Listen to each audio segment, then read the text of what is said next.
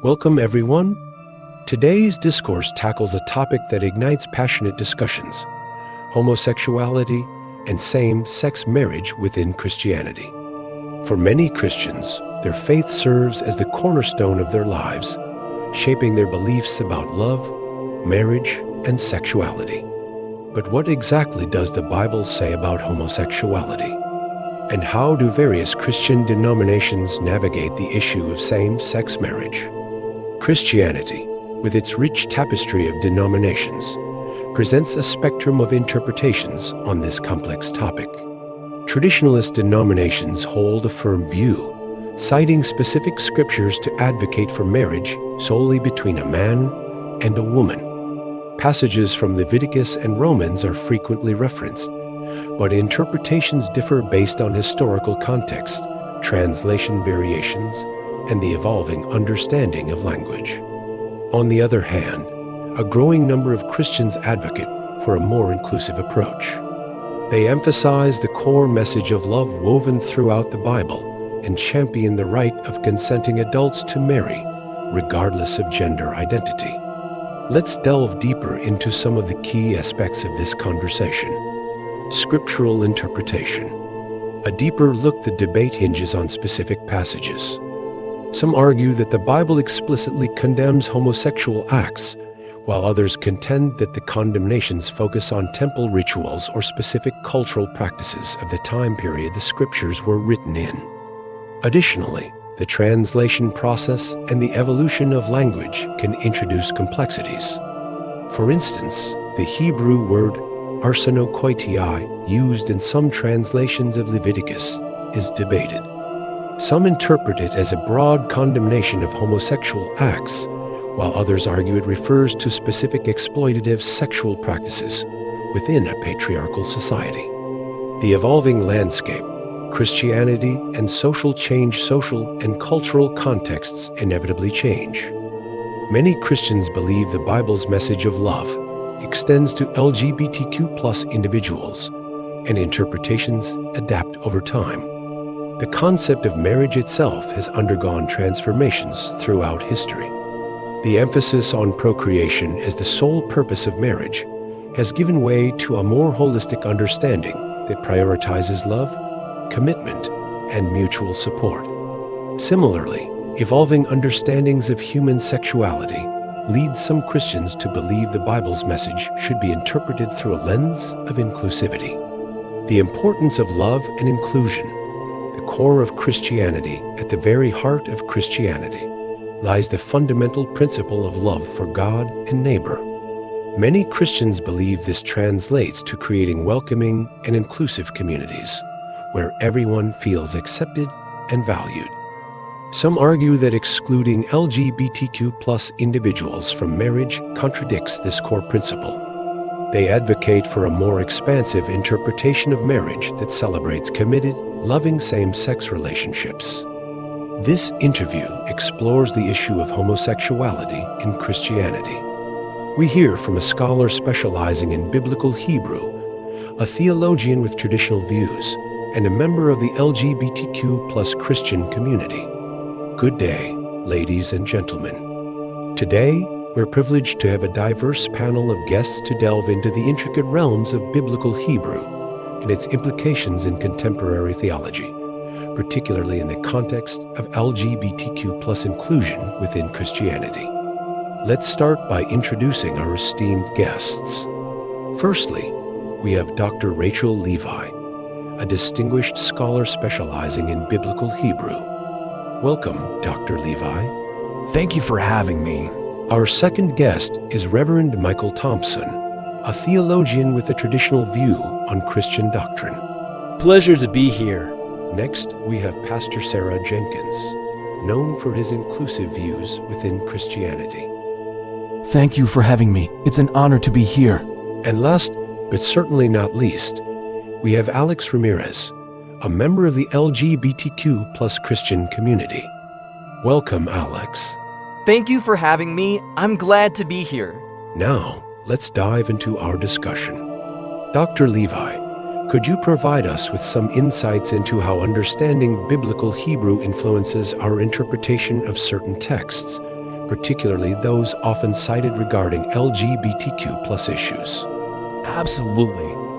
Understanding biblical Hebrew is fundamental for unraveling the depth and subtleties embedded within the original texts. When examining passages frequently referenced concerning LGBTQ issues, like Leviticus 18:22 or 1 Corinthians 6-9, delving into the precise meanings of specific terms in Hebrew can unveil invaluable insights. The intricacies of the language shed light on the intended message and its contextual application. However, it's equally imperative to grasp the cultural and historical backdrop against which these texts were penned. Recognizing the societal norms, customs, and beliefs prevalent during the time of writing provides crucial context for interpreting the scriptures within a more comprehensive framework. By synthesizing linguistic analysis with historical context, we can foster a deeper understanding of the biblical passages and their relevance to contemporary discussions on LGBTQ inclusion within Christianity. Thank you, Dr. Rachel Levi. Reverend Thompson, as a theologian with a traditional view, how do you interpret these passages, and how do you reconcile them with contemporary understandings of sexuality and gender identity? My interpretation resonates with the traditional understanding of these passages, rooted in the conviction that homosexual behavior is perceived as diverging from the intended design set forth by God.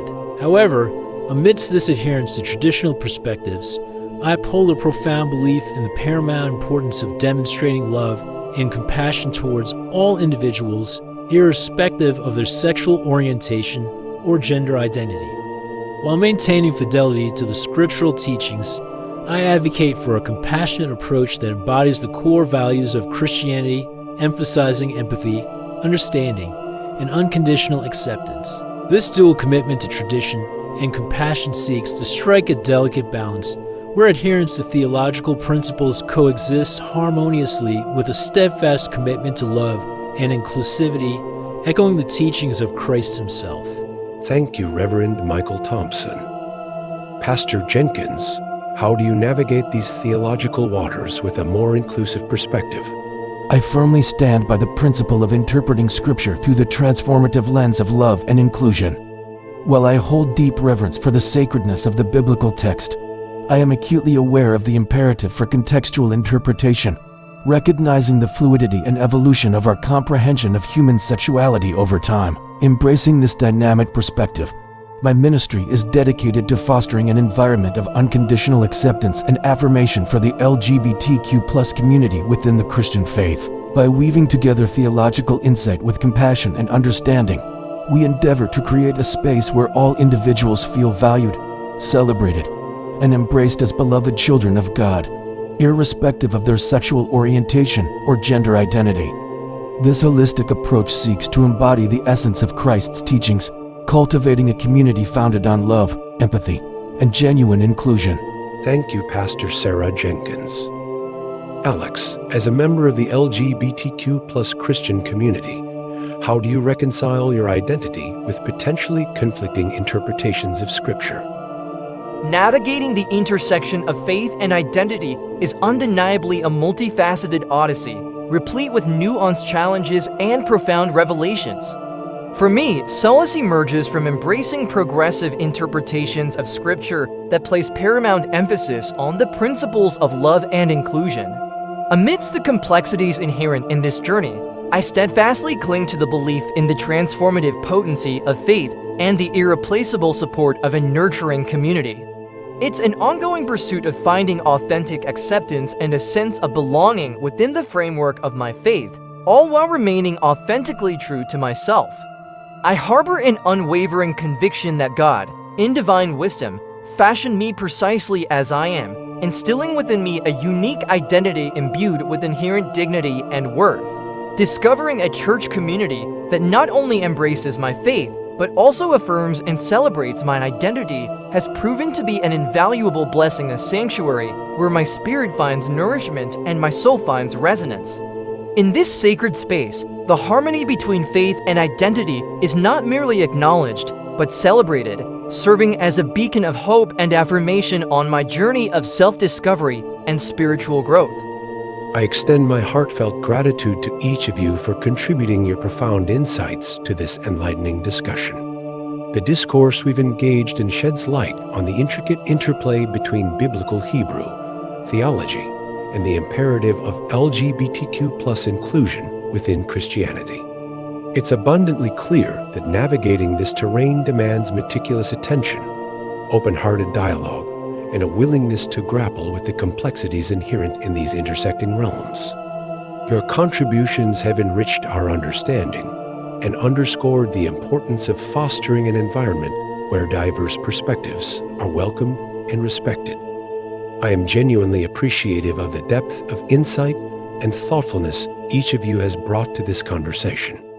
Your willingness to share your perspectives has undoubtedly enriched our collective understanding and propelled us forward on the path towards greater inclusivity, empathy, and understanding within the Christian community. The conversation on homosexuality and same-sex marriage in Christianity is a continuous one. Strong viewpoints exist on both sides. By fostering understanding, emphasizing love, and embracing open dialogue, we can move towards a more inclusive future within the Christian faith. Thank you for joining us. We encourage you to continue exploring this topic with an open mind and a loving heart.